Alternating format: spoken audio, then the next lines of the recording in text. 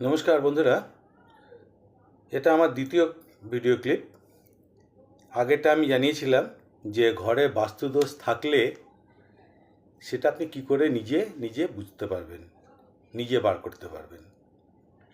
ঠিক আছে, এবারে জানাচ্ছি এই বাস্তুদোষ যদি থাকে তাহলে সেটা কাটানোর কি উপায় আছে। সত্যি কি তার কোনো উপায় আছে, না উপায় নেই, না অন্য কোনো ব্যবস্থা আছে, কি উপায়, কি করা উচিত। ঠিক আছে, এর ওপরে অনেকগুলো পয়েন্টস আছে, যে পয়েন্টগুলোকে খুব সাধারণ ব্যাপার, বাড়িতে আপনি এগুলো নিজেরা চেক করতে পারবেন, নিজেরা করে নিতে পারবেন, টেস্ট করতে পারবেন, এবং এগুলো খুব সাধারণ সাবলীল জিনিস, যে কথাগুলো আমি বলবো। প্রথম হচ্ছে, বাড়িতে আপনি বাথরুমটাকে আগে প্রথম পরিষ্কার করুন। প্রথম বলবো বাথরুমটাকে পরিষ্কার করুন। বাথরুম পরিষ্কার মানে এরকম, বাথরুমটাকে কিছুদিন রোজ পরিষ্কার করুন। বাথরুমের মধ্যে যত জঞ্জাল আছে, পুরনো ব্রাশ, পেস্ট, হারপিকের বোতল, কিংবা শ্যাওলা, কিংবা জানলার মধ্যে কাকের পায়খানা পড়ে আছে অনেক দিন ধরে, সিলিংয়ে ঝুল পড়ে আছে, সিস্টানের ওপরটা কালো হয়ে আছে, এগুলোকে পুরো ধরে ধরে ধরে ধরে একটু পরিষ্কার করুন সাবান জল দিয়ে। এন্ট্রান্সের দরজাটা, বাথরুমের দরজাটা যেটা আছে, সেই দরজাটা একটু ভালো করে মুছে বাথরুমের দরজাটা একটু ভালো করে ধুয়ে টুয়ে পরিষ্কার করে রাখুন।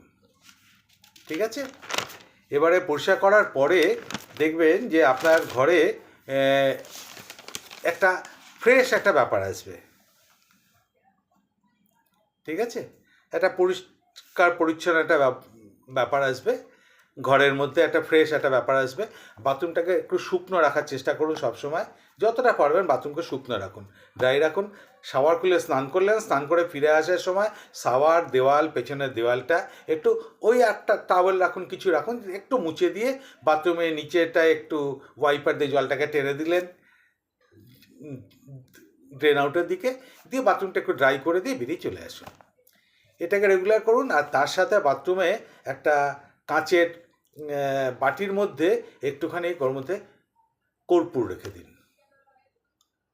ছোটো ছোটো কর্পূর পাওয়া যায়, গোল গোল কর্পূর পাওয়া যায়, কি চৌকোনো কর্পূর পাওয়া যায়, যেরকম কর্পূর, কয়েক দানা কর্পূর ওর মধ্যে ফেলে রাখুন।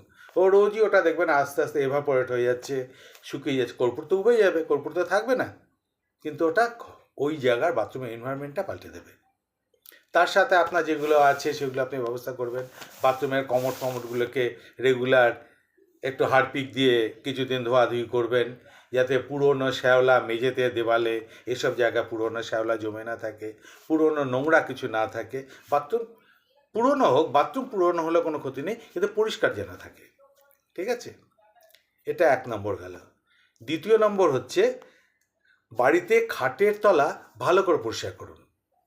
ঘরের দরজার কোণা, খাটের তলা, এপাশ ওপাশে যত পুরনো জঞ্জাল, প্যাকেট অনেক দিন ধরে পড়ে আছে, এগুলোকে তুলে আগে বিদায় করুন। যদি সেগুলো কাজের লাগে তাহলে সেগুলোকে তুলে নিয়ে ধুয়ে মুছে পরিষ্কার করে রাখুন, নাহলে সেগুলোকে বিদায় করুন।